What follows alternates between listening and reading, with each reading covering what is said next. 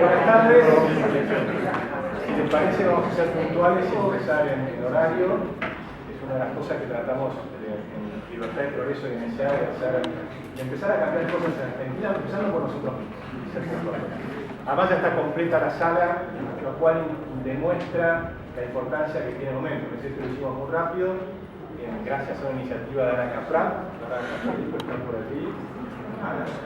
Voy a traer todo. Y gracias también a Gustavo Peretini, porque tuvo la gentileza de venir. Les cuento brevemente quién soy yo. Soy Agustín Echevarne, soy director de la Fundación Libertad y Progreso, y nos dedicamos a trabajar en temas de educación, justicia, salud, seguridad. La justicia es un tema que nos parece esencial y hemos hecho un trabajo, y vamos a continuarlo este año, para reformar el concepto de la magistratura con Roberto Durrie, que también fue uno de los revisores del trabajo que está allí. Y vamos a iniciar ahora un trabajo de 20 puntos para reformar la justicia en Argentina, ¿no? Pero en medio de todo esto, bueno, me falta agradecer sobre todo a SEADE, que nos ha prestado y siempre colabora con nosotros en prestarnos. Alfredo, muchas gracias. Realmente SEADE es una de las instituciones que siempre apoya el debate de estas ideas, creo que es fundamental. Y yo voy a ser muy breve, simplemente quiero contarles que Gustavo Peretini es un escritor, pero además es filósofo, se ha recibido también en Argentina, en la Universidad de Buenos Aires, pero después en Jerusalén, y ha escrito libros súper interesantes de ficción, no ficción, ¿no? Y ha escrito junto con Marco Salinis y con Alberto Venegas Lynch, que es, en esta casa es un hombre muy querido. Así que, Gustavo, quiero agradecerte mucho, no solo por haber venido, sino por lo que estás haciendo y la valentía que estás demostrando en esta situación que creo que es crucial para la Argentina. Y si me dejan un segundo al final, les voy a pedir que nos ayuden a divulgar la idea que el 18 queremos estar apoyando a la justicia argentina.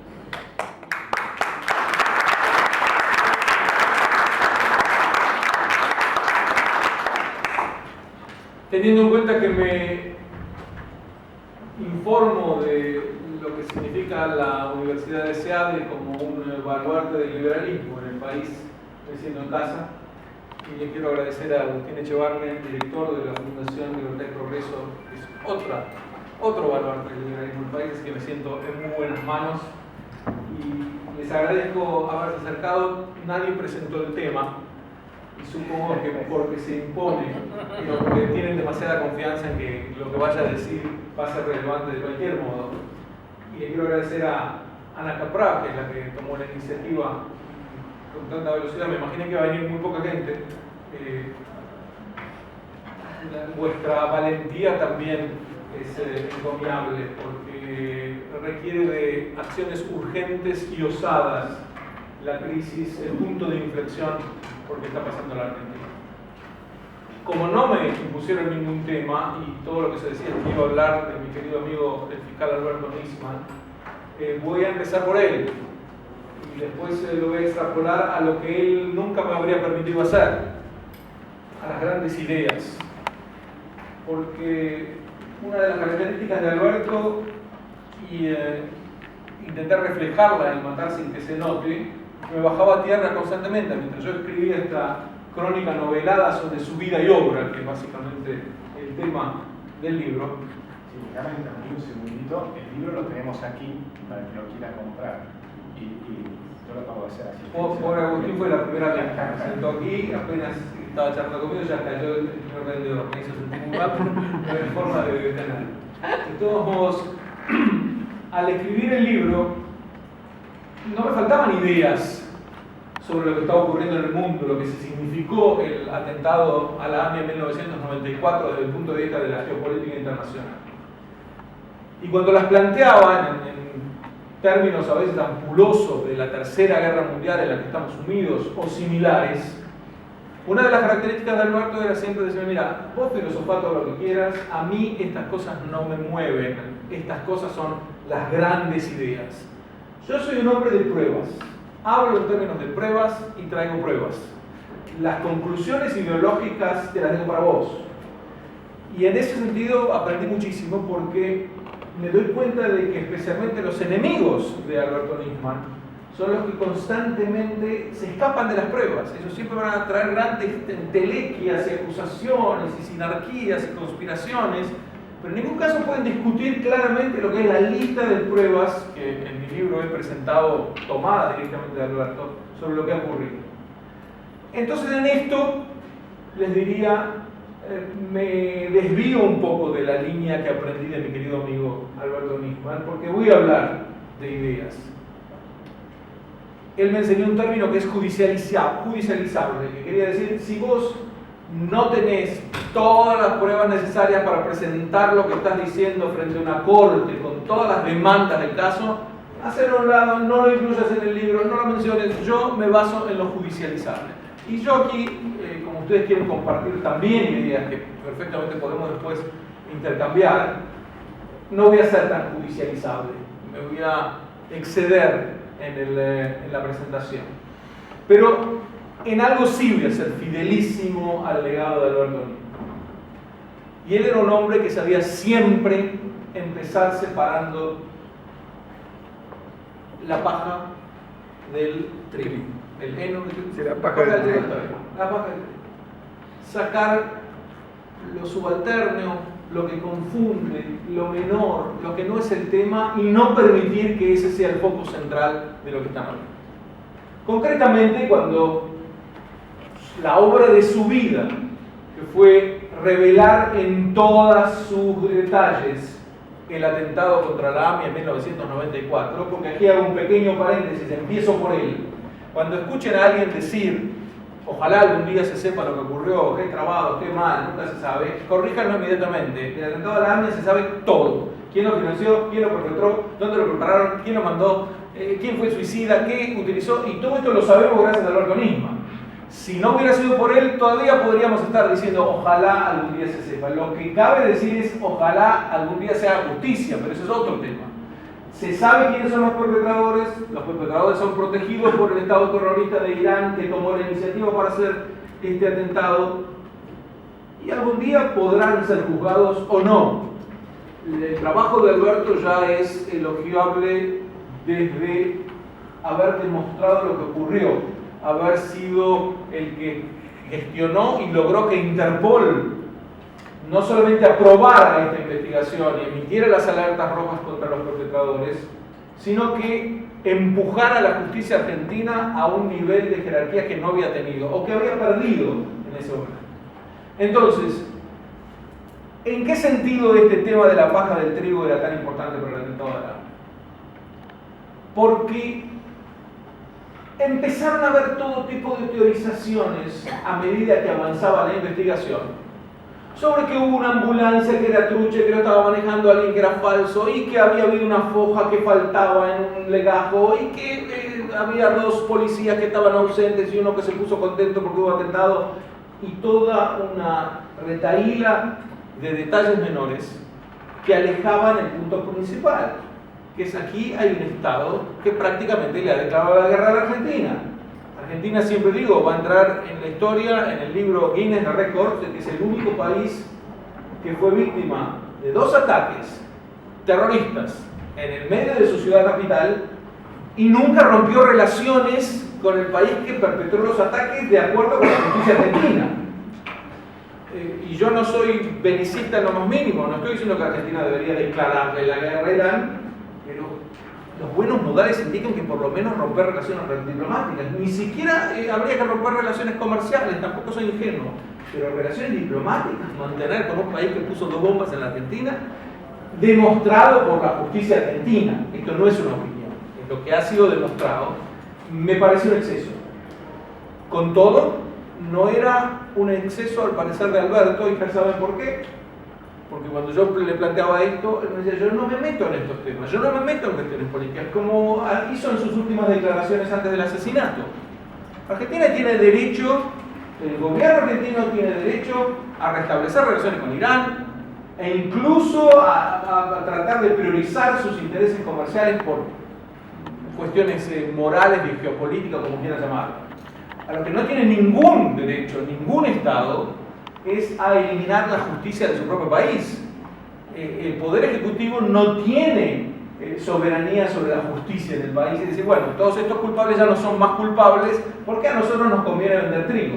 Vos podés vender todo el trigo que quieras, pero dejar a la justicia que haga su trabajo. Esto fue el comienzo del mal. Vamos a ver hasta dónde llegó este mal, esta cosmovisión equivocada de los hechos. Pero les decía, Alberto Nisman sabía separar la paja del trigo y entonces no dejaba que lo desviaran del foco de quién había sido el perpetrador con las minucias que podían ser importantes después de 10 años de investigación o para algún historiador, pero que no modificaban la acusación fundamental. Estas minucias en algún momento, y perdón que las llame minucias, puede sonar despectivo, pero lo quiero distinguir de lo que fue el verdadero caso del culpable de los atentados. En algún momento llevaron como título la conexión local. Entonces lo volvían loco al fiscal, y este es un término que cabe, a una UFI, Unidad Fiscal de Investigación, que era una perla de la vida judicial en Argentina, que era un logro fantástico de 30 y pico de profesionales que full time, gracias al apoyo presupuestario que había recibido del gobierno, pudieron no solamente desenmarañar el caso, sino dar un ejemplo de cómo coordinaban un especialista en terrorismo, un especialista en geopolítica, un especialista en balística, un especialista en derecho internacional, y uno en islam y otro en cada área. Entre todos ellos llegaron a armar un rompecabezas que parecía imposible de armarse antes de que entrara Nisman en el cuadro. Les decía entonces que esta UFI se veía asediada permanentemente por los conexión localistas, que decían, pero ¿por qué no se investiga a los policías que estaban aquí? ¿Por qué no se investiga a este? Cuando en realidad se los investigaba, pero con mucha menos atención y con mucho menos énfasis que se investigaba a los perpetradores del atentado. Y Alberto en ningún momento dejaba que lo confundieran con insultos y con descalificaciones a granel que recibía por supuestamente no haberle prestado atención a lo que se denominaba la conexión local y que no era más que datos subalternos del gran cuadro que voy a tratar de trazar en unos minutos. Entonces, hasta aquí digo, una de las enseñanzas que aprendo de Alberto Nisman no la voy a cumplir, y es ser totalmente judicializable en mis expresiones. Y la otra sí la voy a cumplir, es tratar de separar claramente la paja del trigo y mostrar qué es lo fundamental y qué no lo es en este cuadro. Si me permiten, este encuentro es una especie de homenaje a Nisman. Yo les diría que hay dos facetas fundamentales en lo que podría relatarles. Si uno se preguntara, ¿cuándo comenzó esta historia? Si tuvieras que hacer, ya sueño en algún día con hacerlo, un museo de lo que ocurrió, ¿dónde pondrías el primer dato? ¿Dónde comenzaría esta cronología? Y aquí se cruza lo personal de Nisman con la historia de la Argentina. Y no es lo mismo en la cronología. Y voy a empezar por la personal, les decía, porque esto también es una suerte de homenaje. Les quiero decir a título personal mío, estaba dando una serie de conferencias en España, me contaba Adriana Antero presente, que cuando recibo el informe que estaba por presentar Alberto frente al Congreso y trato de leerlo rápidamente, escribo un artículo que está en internet, casi tenebrosamente hoy diría, en retrospectiva, que se llama La Trilogía Nisman, el artículo, en donde cuento básicamente cuál fue su gran obra y termino diciendo, ahora con este nuevo paso, del cual vamos a hablar en unos minutos, sopla una brisa de justicia en la Argentina que va a ser cosechada por las próximas generaciones. Le mando esto al editor, lo sube a internet, se le mando el enlace a Alberto para que me dé su feedback, y a las 2 horas recibo un email de un querido estudiante, está aquí presente también, Alan Duove, que me dice, estoy conmocionado por lo que te tengo que contar, acaban de encontrar a Nisman muerto en su departamento. No les puedo decir el estupor que recorrió mi ser en ese momento. Viajé desconsolado desde España a Israel, y para colmo, y ahí viene la parte personal, cuando llego a Israel del avión, bajo del avión, nunca me ocurrió algo así, y al bajar ya vienen del canal de televisión y me dicen ahora lo estamos llevando al estudio del canal 2 porque lo van a entrevistar del canal. En el coche ya me llamaban de radio, de televisión, de extranjero, de Estados Unidos, de lo que quieran. Desde ese momento no terminó, hasta hoy vengo de un programa televisivo argentino. Y cuando me pregunto a mí mismo, no cortas un poco el ritmo, la respuesta que me doy es que lo siento como un homenaje a Nisman, porque además están echando a correr una batería de descréditos a su persona que alguien tiene que salir a decir la verdad, porque Nisman, créanme, no tiene la obligación, pero les pido que me crean, fue un verdadero patriota, fue un idealista de la justicia, fue un tipo que creía en la justicia hasta el final, que se jugó y dio su vida por la creencia de que por medios legales uno puede vencer el terrorismo y puede vencer a la corrupción, etc. Una creencia de la cual la Argentina es bastante escéptica. No hay tantos Nisman que están dispuestos no solamente a creer hasta el final en esto, sino a entregar su vida por la causa, como hizo él. Entonces les decía, desde el punto de vista de su persona, ¿cuándo empieza esta historia? Y les digo que casi por casualidad. Él va al casamiento de un amigo, de una amiga, y en el casamiento se acercan los dos fiscales del caso Amia, creo que fue exactamente en 1997, la fecha está en el libro,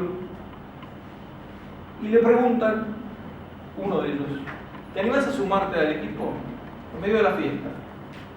Y él, que era un fiscal menor, primero se sorprende, después se da cuenta de que lo están invitando a sumarse al equipo porque él era el experto de los tres en juicios orales. Y estaba por comenzar el juicio oral.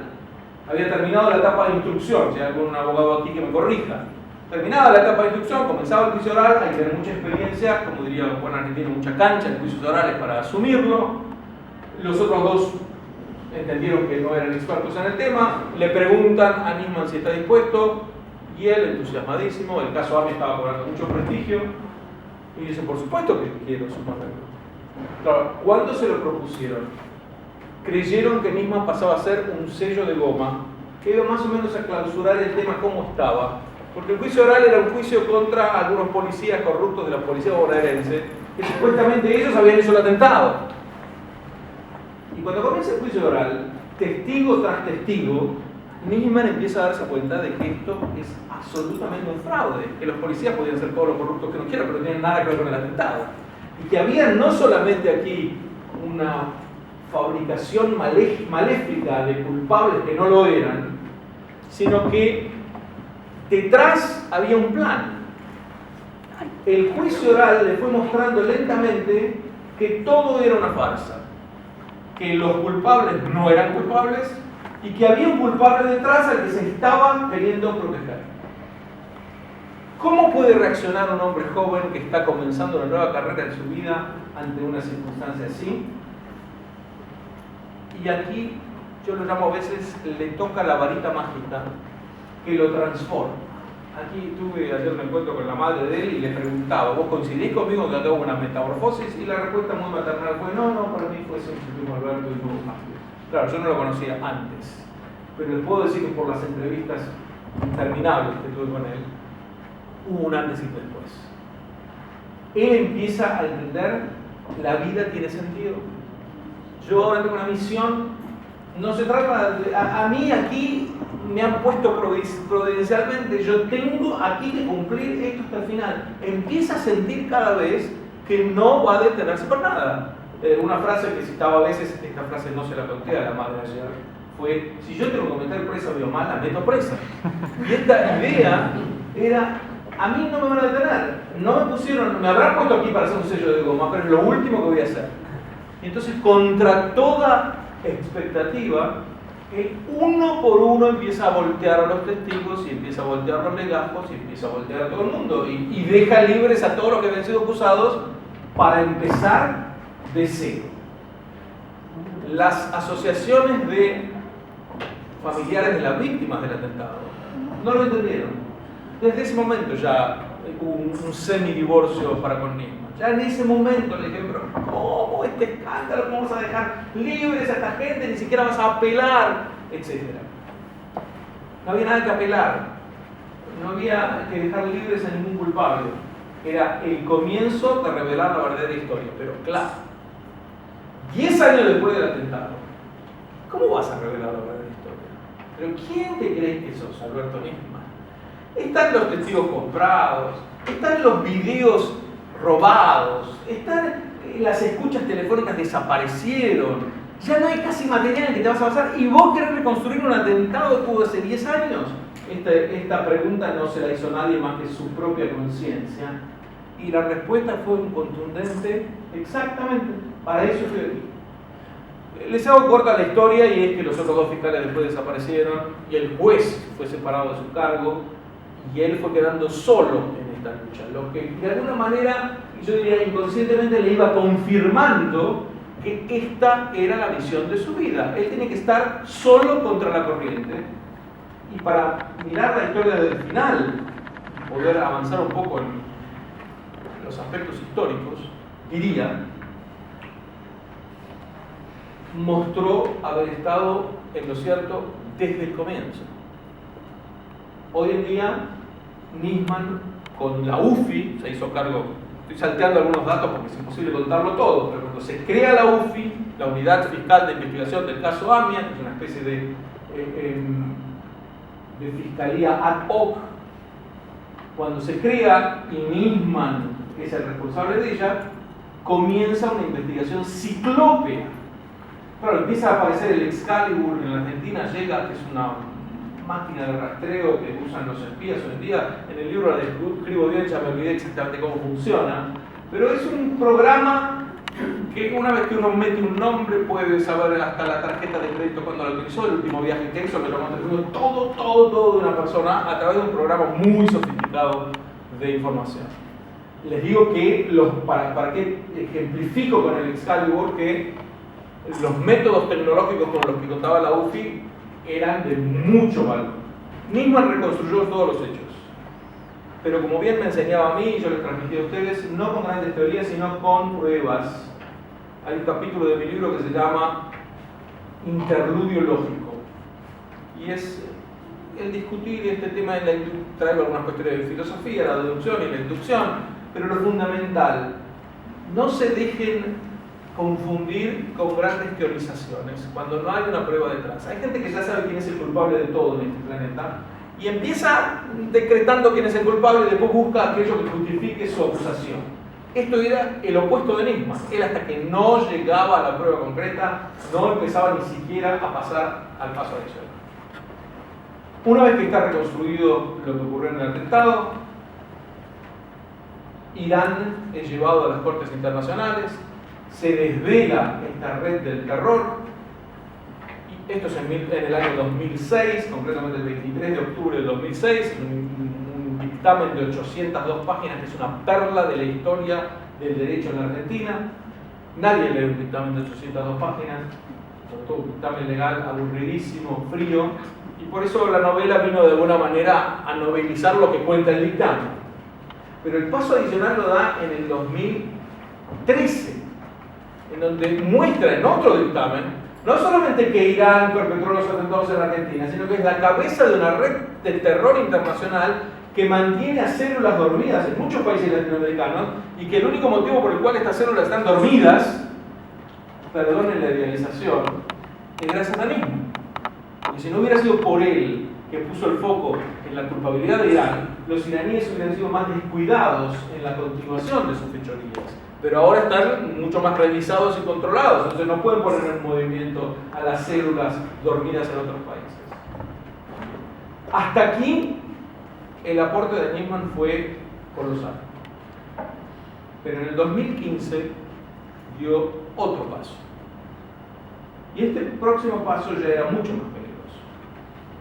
Es cierto que en los dos previos dictámenes acompaña al crimen del atentado un crimen de negligencia, ineficiencia, llámenlo como quieras, de ocultamiento de quienes habrían hecho el atentado. Yo lo llamo en mi libro el ditecabalismo, de Ditela y Caballo. ¿Por qué? Porque una vez que regresa Menem, después de la primera semana, cuando se produce el atentado, y él dice, tenemos que cortar relaciones con Irán, y esto se utiliza términos muy ampulosos para calificar, y creo que lo hizo con toda sinceridad. Y lo primero que salía de una persona frente a un atentado de tal dimensión, el atentado terrorista más grande que sufrió la Argentina en su historia. Pero después, cuando van a la reunión del gabinete, ahí empiezan a enfriar. De un lado Vitela, del otro lado Cavallo dice, pero está loco, vos pará, bajá la mano con Irán, porque no podemos perder a un cliente como este, es el cliente número 1 de la Argentina. Ese es el cabalismo. Y el dite es, ¿qué cree que nos hagan un tercer atentado? Tranquilo, no nos enojemos demasiado, porque vemos lo que pasa cuando uno enoja a estos ayatolas. Porque, para quien no lo sabe, es mucha información la que quisiera compartir con ustedes. ¿Por qué se produce el atentado en Argentina? Resumo. Porque cuando el presidente Menem decide establecer una política de relaciones exteriores cercana a los Estados Unidos en el mundo, una de las exigencias que le pone el gobierno norteamericano es que cancele el tratado de transferencia tecnológica nuclear a Irán. Argentina proveía a Irán de tecnología nuclear. Y Menem dice, está bien, este tratado queda suspendido. Y ahí viene la bomba en la embajada. Y ahí Menem dice, ¿quiénes se creen que son? ¿Saben qué? Cancelamos, pero no queda suspendido, nunca más. No ofreceremos más traslado de tecnología. Entonces los iraníes se enojan en serio. Y ahí viene el atentado en la Anga. Esto es un resumen muy simplista, pero es básicamente lo que ocurrió. Demostrado, no son opiniones. En esta coyuntura aparece, les decía, el proyecto de encubrimiento. Tenemos miedo de Irán y no lo queremos perder como cliente, y por lo tanto hay que empezar a bajar a los nombres iraníes. Hay que buscar, perdón por ser a veces tan coloquial en mis expresiones, hay que buscar algunos perejiles que nos sirvan con nombre y apellido para argentinizar la culpa. Y empiezan a aparecer culpables de distintos tipos, a los que no voy a mencionar porque son intrascendentes para la historia. Una vez que aparecen estos culpables, Irán pasa al segundo plano y la gente ya empieza a opinar. Ustedes saben, cuando la gente empieza a opinar es fantástico porque hay tantas opiniones que después nadie sabe qué es verdad y qué no es verdad. Cuál es una opinión y cuál es algo basado mismanianamente en pruebas concretas que traigan judicializables. Pero decía, este encubrimiento por parte del Estado argentino en ningún momento hizo que nadie, ni siquiera Nisman, sospechara por un segundo que el Estado argentino estuviera involucrado en el atentado. El atentado lo perpetró Irán. Y si hay una culpa del Estado argentino en los primeros 10 años después del atentado, fue en que trató de suavizar esta culpa. Porque la situación de hoy, algunos llamó al asesinato de Nisman el tercer atentado. Me parece exagerado. No encuadra en una serie de este tipo. Llamarlo la víctima 86 tal vez es un poco más atinado. Pero en este caso, ya no se trata de encubrimiento. La gran sospecha que crece día a día es que el gobierno argentino está involucrado en el crimen, no en encubrir el crimen. Por supuesto que después va a venir lo de encubrirlo. Y esto es lo que causa pavor, porque todavía no tenemos la suficiente perspectiva para estudiar qué le está pasando ahora a la sociedad argentina. Sin duda esto es un punto de inflexión. Veo que hay algunas personas, no muchas, que tienen más edad que yo presentes. Tal vez recuerden algunos casos en la historia argentina. Por supuesto, en 2001 todos nos acordamos la crisis financiero-económica tremenda que mandó a una buena parte de la clase media a la bancarrota y terminó con el gobierno argentino también. Pero era de una índole distinta ese escepticismo de ese momento. Porque económico es económico. Y bancarse de la corrupción de un gobierno uno empieza a acostumbrarse. Pero que en un Estado de Derecho, en la historia de las democracias del mundo, haya un gobierno democrático que se proponga o acepte o sea cómplice o esté cerca de un asesinato político, de un magnicidio, esto trasciende mucho el mero escepticismo por cuestiones económicas. Esto es uno de los factores que hace que estemos en un punto de inflexión, que puede estallar de distintas maneras, pero una de las formas del estallido es que la gente empiece a dejar de creer directamente en que hay alguna posibilidad de justicia, porque el Estado se presenta como un Estado de Derecho y no lo es. Yo no soy tan optimista, tan pesimista, y estoy seguro que Alberto tampoco habría sido tan pesimista al respecto. Y eso también explica el nivel de interés internacional que ha despertado este episodio. Yo no sé si ustedes siguen también la prensa internacional, es realmente increíble. El fiscal Nisman sigue apareciendo día tras día en las titulares de los principales diarios del mundo. A mí me llaman por teléfono del New York Times y de los diarios que quieran. Hoy salió una reportaje que me hicieron de una revista italiana que me dice el que me entrevistó que es la más importante, se llama Panorama, no sé si aquí habrá alguien que la conoce. En fin, les puedo dar muchos ejemplos y no son para jactarme.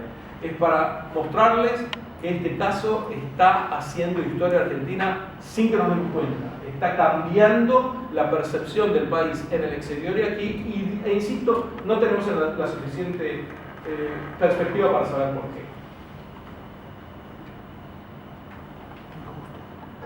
¿Qué fue lo que, desde el punto de vista de la Argentina y ya no de Nisman, ocurrió en Buenos Aires? Yo lo llamo en mi libro que en Buenos Aires estalló la Tercera Guerra Mundial. Su traducción al inglés fue publicada hace 3 meses. También me honra con su presencia el traductor del libro al inglés, Dennis Burton, que es inglés de origen, está ahí humildemente sentado. La traducción, el título es To Kill Without a Trace, pero el subtítulo es A Prequel to 9/11, un prólogo al 11 de septiembre. Porque 11 de septiembre, y Atocha, y Londres, son ataques del islamismo militante contra la civilización occidental. Y acá hay alguno que debe estar temblando. Uy, dijo la palabra prohibida. Entonces les aclaro, y lo aclaro una sola vez. No estoy hablando de la religión del Islam. Estoy hablando de un movimiento político que se llama islamismo, que nació junto con los otros 2 totalitarismos, más o menos en la década del 20. Los 3 nacieron, el nazifascismo y el comunismo, y que tiene mucho más en común con ellos que con la religión del Islam. Utiliza motivos de la religión del Islam, pero tiene un proyecto de hegemonía mundial que se va a imponer por la fuerza o va a ser vencido. Y digo islamismo y no tengo pelos en la lengua porque entiendo que se ha apoderado un miedo de las sociedades occidentales que se nota que uno tiene que cambiar su conducta, no hacer ciertos dibujos, no presentar ciertas óperas, no hacer algo que pueda herir ciertas sensibilidades, como si hubiera un monopolio de las sensibilidades. Las sociedades libres y abiertas garantizan el derecho de ofender. Si yo tengo derecho a ofender, si yo no tuviera derecho a ofender a alguien, no habría libertad, porque lo que es una ofensa para uno no lo es para el otro. Si yo me pasé mi ofensa y he pasado los límites a la incitación a la violencia, esa sí es una figura legal. Entonces alguien me puede demandar, hacerme juicio, pero no decapitarme en la calle, ponerme una bomba, hacerme juicio.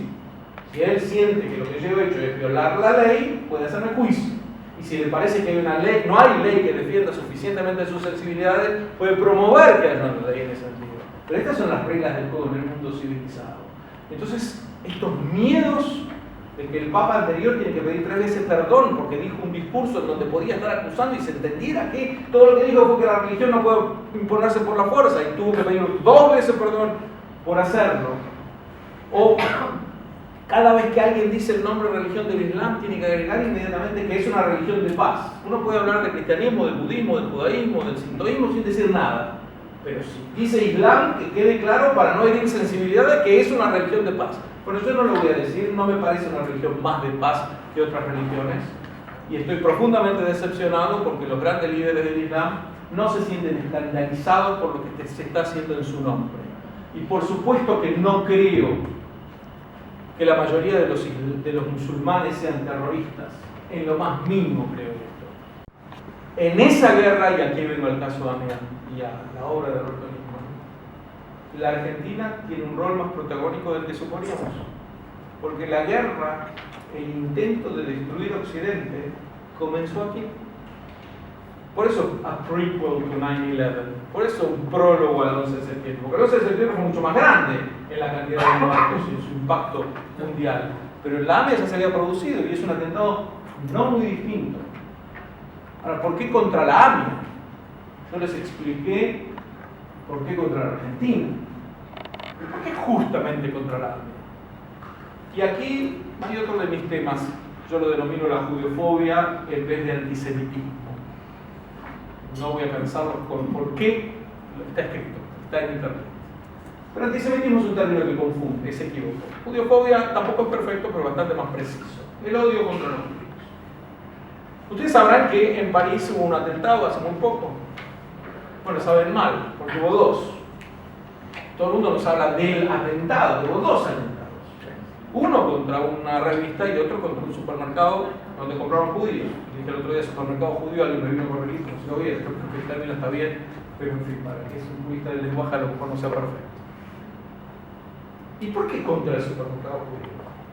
Porque contra el Charlie Hebdo es porque estos editores, libérrimos como son, y una libertad que debe ser protegida a toda costa, habían ofendido a aquellos que sienten que en un dibujo de Mahoma los ofende. Entonces fueron a matarlo. Una reacción, como ustedes saben, muy civilizada. Me ofendió y en muchas caricaturas salían. Él dibujó primero, Bueno, se oía el otro ametrallando. Pero después fue a matar a gente que estaba en un supermercado. ¿En qué esa gente había ofendido? En que existían. Unos violaron la sensibilidad del agresor con su accionar. El otro la violaron con su existencia. Y este es un rol en el cual no voy a entrar. Con Agustín hablamos de la posibilidad de dar una charla con otro curso o lo que fuere. Uno de los temas podría ser este, en una institución liberal hoy en día cabe. Analizar el porqué de la judeofobia, por qué se ha impregnado en tantas sociedades tanto tiempo. Pero aquí va un punto fundamental que hay que tener en cuenta. A uno le quiero cambiar la política, su forma de actuar, al otro lo quiero matar. No me importa lo que haga, lo que deje de hacer. No quiero que exista más porque es, a mis ojos, y este es el totalitario, una especie de encarnación del derecho de ser distinto. Es la encarnación del derecho de ser una minoría, de hacer lo que quiera, o como lo llamaría Alberto de Negalit, de la autonomía del individuo, de que cada uno tiene su propio proyecto. Y como para él es la encarnación de eso, no lo quiere ver, no importa si le hacen caricaturas o no. A él hay que matarlo ya que está. Y si había que castigar a la Argentina por haber cancelado los acuerdos con Irán, hagámoslo contra los judíos, así matamos dos pájaros de un tiro. Al otro es, ya que está. El presidente Menem me molestaba, la Argentina me molestaba por lo que hacía. Los judíos me molestan porque sí. Y esto recorre los tres totalitarismos. Esta visión en donde empiezo atacando al judío como norma para atacar en general a la sociedad libre y abierta. De hecho, se da muchas veces a lo largo de la historia. Del nazismo no hace falta ni que hablar en esta patología, el nivel patológico al que llevó este hombre. Pero el comunismo y el islamismo no se quedan muy detrás. Para otra ocasión, el análisis de cómo. Lo fundamental aquí es que en este contexto de Tercera Guerra Mundial que nos ha declarado el totalitarismo, viene en el mismo contexto que la Segunda Guerra Mundial, en un sentido peculiar. Nuestro enemigo visible es el que nos pone la bomba. Pero el enemigo más sutil es el que se alía con el que nos pone la bomba diciendo, y bueno, tenés que respetar su opinión. Y bueno, parte de la pluralidad. Y bueno, hay que entenderlos, están amargados, resentidos, no se pueden integrar. Entonces, desde una visión a la que él mismo llama progresista, se alía con lo más retrógrado del planeta Tierra y los dos juntos, como en la Segunda Guerra Mundial, lo que quieren es destruir las sociedades libres de Occidente con todos sus logros, unidos igual. La Segunda Guerra Mundial empezó el 1 de septiembre de 1939 con la invasión alemana a Polonia, gracias a que una semana antes, nada más que una semana antes, la Unión Soviética y Alemania firmaron un acuerdo de no agresión uno con el otro. Eso es lo que abrió las compuertas para que cada uno pudiera invadir del otro lado Polonia. Esa agresión la vivimos hoy en el mundo. Todas estas expresiones son las que Alberto Nisman me diría: vos filosofá todo lo que quiera, yo me quedo con mis pruebas.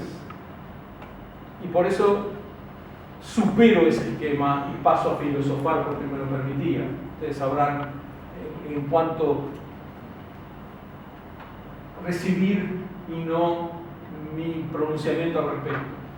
Pero les diría, De un lado, tenemos al enemigo que nos agrede constantemente y que tiene nombre y apellido. Aquellos que hablan de la lucha contra el terrorismo es como que no se animan a ponerle el apellido, le ponen el nombre nada más. El terrorismo es un método. Yo no puedo tener guerra contra los tanques. Alguien está manejando los tanques. Entonces el terrorismo es un método que está aplicando a alguien y el que lo está aplicando tiene nombre y apellido. Se llama islamismo, no islam, para los que llegaron tarde. Porque yo también no quiero herir sensibilidades. Y esta guerra que le ha declarado el islamismo a Occidente, la libra con un aliado. El mismo aliado que protegía a los nazis diciendo, y bueno, la lucha entre los nazis y las potencias occidentales son luchas entre burgueses y entre empresas, da lo mismo uno y otro. Hoy lo que dice este mismo enemigo es, la verdadera fuerza revolucionaria está en el Islam. El enemigo verdadero es el imperialismo y tenemos que oponernos al imperialismo. Léase los Estados Unidos, sumándonos a la Cuba comunista, a la Siria fascista y al Irán islamista, da lo mismo, a los regímenes más retrógrados que hay. Esos son los que vienen a ser defendidos por esta supuesta progresía que no es menos enemigo que el que perpetra el atentado, porque es el que la viene a defender. Y no solamente la defiende con un argumento de relativización, porque esta relativización es limitada. Nunca salen a defender lo propio, nunca salen a defender a nuestros derechos. Él siempre ve la posibilidad de hablar y de diferir y de manifestar derechos en el agresor. Rara vez se detiene en la víctima, porque la víctima es él. Y hay un profundo auto-odio, esta necesidad de volcar este resentimiento contra los logros gigantescos de la sociedad occidental, a los que no puede llegar y entonces quiere destruirla. Y él pasa a justificar, a defender al agresor con distintos trucos, distintos malabarismos que confunden una y otra vez.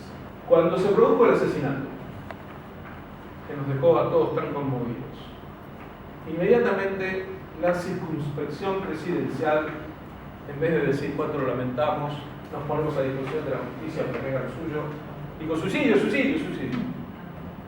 Y después vio que los argentinos no son idiotas y que un hombre en la cúspide de su carrera profesional, un hombre jovial, dinámico, activo, que amaba a sus hijas poderosamente, al que le gustaba jugar al tenis y divertirse, que no tiene nada ni de depresivo ni de autodestructivo. Un hombre así, en la cúspide de su carrera, cuando está por cosechar los frutos máximos de años y años de investigación, 15 minutos antes no se pega un tiro inexplicablemente. Y por lo tanto pueden decir y volver a decir y repetirlo, no hay ningún suicidio. Después pasaron, bueno, como la gente no tragó la píldora, será un suicidio inducido, que es un asesinato, un suicidio inducido. Yo no creo ni en eso. No me puedo imaginar una situación donde Nisman se suicide. No habría permitido eso. Puede ser que mi imaginación no me permita un cuadro tan desolador como el que habría que crear para ello. Pero entonces esto tampoco bastó. Entonces crearon la tercera teoría del rumor, la tercera usina de confusión.